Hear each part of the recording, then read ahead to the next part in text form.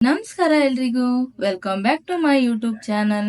ಇವತ್ತೊಂದು ಹೆಸರು ಬೇಳೆ ರೆಸಿಪಿ ಮಾಡ್ತಾ ಇದ್ದೀನಿ. ಅದೇನಪ್ಪಾ ಅಂದ್ರೆ ಹೆಸರು ಬೇಳೆ ಪೊಂಗಲ್. ಈ ಬೇಸಿಗೆ ಆಗಿರೋದ್ರಿಂದ ವಾರಕ್ಕೊಂದ್ ಟೈಮ್ ಆದ್ರೂ ಹೆಸರು ಬೇಳೆ ಪೊಂಗಲ್ಲು, ಹೆಸರು ಬೇಳೆದ ಏನಾದ್ರೂ ಒಂದು ರೆಸಿಪಿ ಮಾಡ್ಕೊಂಡು ತಿಂತಾ ಇರಬೇಕು. ದೇಹನ ತಂಪಾಗಿ ಇಟ್ಕೋಬೇಕು ಅಂದ್ರೆ ಈ ತರ ಹೆಸರು ಬೇಳೆ ಪೊಂಗಲ್ಲು ಅದು ಮಾಡ್ಕೊಂಡು ತಿಂತಾ ಇರಬೇಕು. ಸೊ ಈ ಹೆಸರು ಬೇಳೆ ಪೊಂಗಲ್ನ ಹೇಗ್ ಮಾಡೋದು ಅಂತ ನೋಡ್ಕೊಬರೋಣ ಬನ್ನಿ.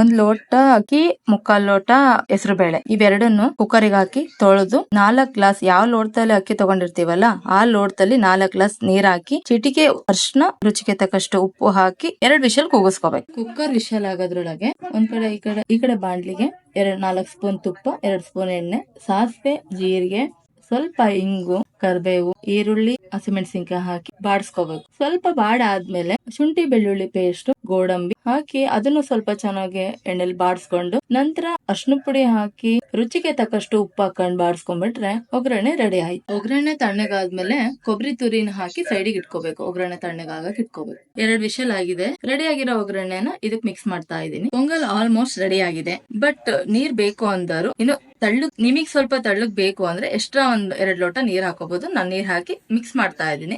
ಈ ಪೊಂಗಲ್ ಸ್ವಲ್ಪ ತಳ್ಳಗಿದ್ರೆ ಚೆನ್ನಾಗೆ, ಸೊ ಅದಕ್ಕೋಸ್ಕರ 2 ಲೋಟ ನೀರ್ ಹಾಕಿ ಸ್ವಲ್ಪ ಚೆನ್ನಾಗಿ ಮಿಕ್ಸ್ ಮಾಡ್ಕೊಂಡು ಮೇಲೆ ಕೊತ್ತಂಬರಿ ಹಾಕೊಂಡ್ಬಿಟ್ರೆ ಪೊಂಗಲ್ ಈಸ್ ರೆಡಿ. ಈ ವಿಡಿಯೋ ಇಷ್ಟ ಆಗಿದ್ದಲ್ಲಿ ಲೈಕ್ ಮಾಡಿ, ಶೇರ್ ಮಾಡಿ, ಸಬ್ಸ್ಕ್ರೈಬ್ ಮಾಡಿ. ಯಾರೆಲ್ಲ ಹೊಸಬ್ರು ಈ ಚಾನಲ್ ನೋಡ್ತಾ ಇದ್ದೀರಾ, ಸಬ್ಸ್ಕ್ರೈಬ್ ಮಾಡದೆ ನೋಡ್ತಾ ಇರೋರೆಲ್ಲ ಸಬ್ಸ್ಕ್ರೈಬ್ ಮಾಡಿ. ಹಾಗೆ ಫ್ಯಾಮಿಲಿ ಫ್ರೆಂಡ್ಸ್ಗೆಲ್ಲ ಶೇರ್ ಮಾಡಿ. Thanks for watching. ನೆಕ್ಸ್ಟ್ ವಿಡಿಯೋದಲ್ಲಿ ಸಿಗೋಣ. ಬಾಯ್.